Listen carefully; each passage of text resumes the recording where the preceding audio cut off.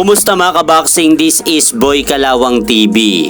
So matapos nga pong manalo nitong si pambansang kamao Manny Pacquiao sa naganap na International Boxing Hall of Fame Class of 2025 Boxer of the Year noong nakaraang araw sa Canastota, New York, naimbitahan nga po si pambansang kamao Manny Pacquiao mga idol sa bansang Dubai, UAE upang doon po nito pag-usapan ang nilulutong laban nito sa darating na taong 2025. At makikita po natin dito na magkakasama nga po sina former undisputed world welterweight champion Terence Bud Crawford at current undisputed world welterweight champion Arthur Beterbiev sa naging event na yan sa bansang Dubai. At makikita rin po natin na nag-uusap nga po silang dalawa ni Terence Crawford at hindi lang po natin malaman kung ano ang naging pag-uusap nila sa isa't isa.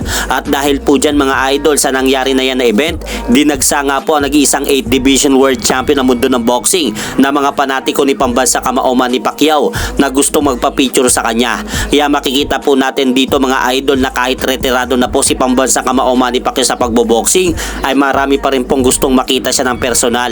At sa kabilang balita naman po mga idol, good news nga po dahil sa kakatapos ng lalaban nitong Pilipinong-Amerikanong boksingero na si DJ Zamora, tinapos lang po nito ang kanyang kalaban na si Roman Ruben Reynoso sa pamamagitan ng second round technical knockout matapos saluhin ni Ruben Reynoso ang pinakawalang left straight na suntok ng Phil-Am boxer na si DJ Dawar Machine Zamora upang bumagsak nga po ang Argentinian boxer sa laban. Kaya itinanghal na panalo ay ito pong may dugong Pinoy na boksingero na si DJ Dawar Machine Zamora via second round technical knockout.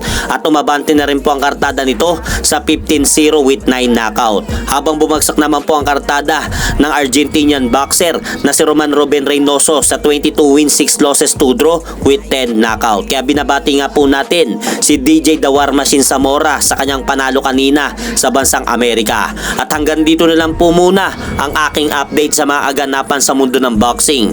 At syempre mga idol, huwag nyo rin pong kalimutan, pakisuportahan nyo naman po muna ang ating munting channel. Maraming salamat po.